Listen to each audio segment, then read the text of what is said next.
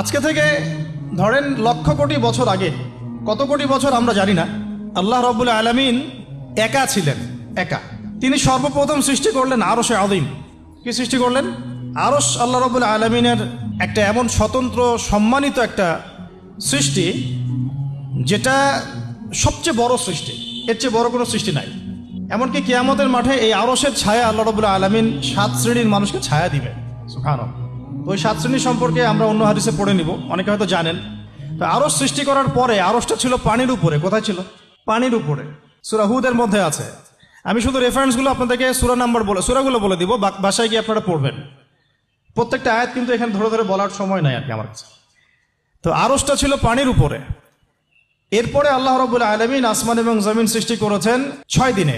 পুরো মহাবিশ্ব আল্লাহ রাব্বুল আলামিন সৃষ্টি করেছেন কত দিনে? 6 দিনে। ফি সিত্তাতি আইয়াম, 6 দিনে।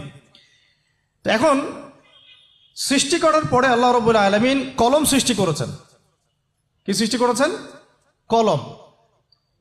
ইলমের সাথে যে কলমের সম্পর্ক, এটা একটু পরে আরো ক্লিয়ার হবে আপনাদের কাছে। আল্লাহ পাক কলম সৃষ্টি করে বলেছেন, উক্তুব, কলম তুমি লিখো। কলম তো আমাদের সংজ্ঞা মতো জড় পদার্থ, তাই না? হ্যাঁ। তো আল্লাহ পাক বলছেন কলমকে তুমি লিখো। তো কলম কথা বলছে, মাযা আকতুব, আমি কি লিখব? আল্লাহ পাক বলছেন লিখো, কিয়ামত পর্যন্ত যা যা হবে সব লিখে ফেলো।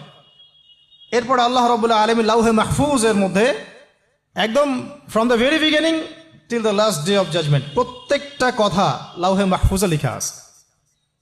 এমনকি আপনার কার সাথে বিয়ে হবে সেটাও, কয়টা বাচ্চা কাচ্চা হবে সেটাও। তাই এত অস্থির হওয়ার দরকার নাই, রিজিকে যা আছে আসবে ইনশাল্লাহ। লিখা যদি হয়ে থাকে আসবে না? আসবে ইনশাল্লাহ, সবর। তো এই জন্য মুমিনদেরকে বলা হয়েছে তোমরা কখনো হতাশ হবে না, কারণ তাকদির লেখা হয়ে গেছে, হতাশ হওয়ার কোনো কারণ নাই।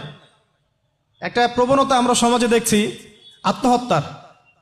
ইয়াং জেনারেশনকে আমরা নসিহত করব যে ভুলেও নিজের জীবনকে বিসর্জন দিতে যাবেন না।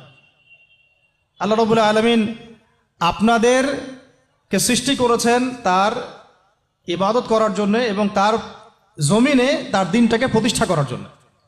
হেলায় খেলায় আপনার জীবনটা নষ্ট করবেন না, ঠিক আছে ভাই? আল্লাহ পাক বোঝার তৌফিক দান করেন। তো কলম সৃষ্টি করার পরে কিয়ামত পর্যন্ত সব লেখা হয়ে গেছে। এখন আমাদের এই পৃথিবীতে তো মানুষ ছিল না, ছিল? এদিকে মনোযোগ দেন। এই পৃথিবীতে কি আগে মানুষ ছিল? এই পৃথিবীতে আগে কি ছিল তাহলে বলেন? হ্যাঁ, মাশাআল্লাহ। এই পৃথিবীতে আগে কি ছিল? এখন ওরা নাই? সবার সাথেই কিন্তু একটা করে আছে, কমপক্ষে কয়টা করে?